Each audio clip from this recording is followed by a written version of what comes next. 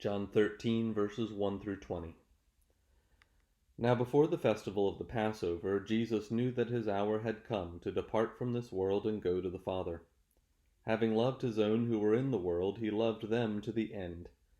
The devil had already put it into the heart of Judas, son of Simon Iscariot, to betray him. And during supper, Jesus, knowing that the Father had given all things into his hands, and that he had come from God, and was going to God, got up from the table, took off his outer robe, and tied a towel around himself. Then he poured water into a basin and began to wash the disciples' feet, and to wipe them with a towel that was tied around him. He came to Simon Peter, who said to him, "Lord, are you going to wash my feet?"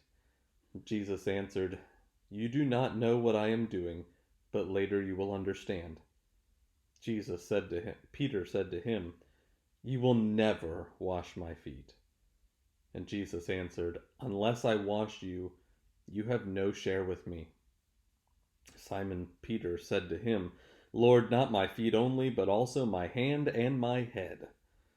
Jesus said to him, "One who has bathed does not need to wash except for the feet, but is entirely clean, and you are clean, though not all of you."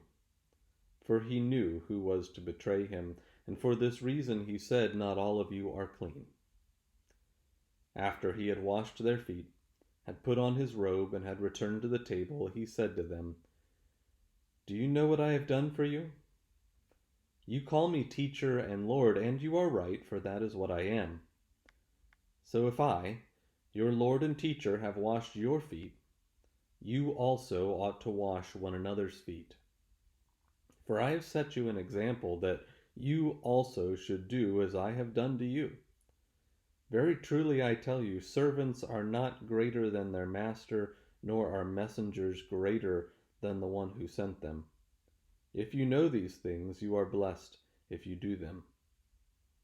I am not speaking of all of you. I know whom I have chosen.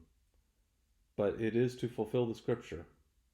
The one who ate my bread has lifted his heel against me.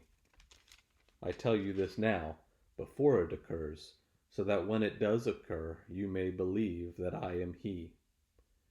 Very truly I tell you, whoever receives one whom I send receives me, and whoever receives me receives him who sent me."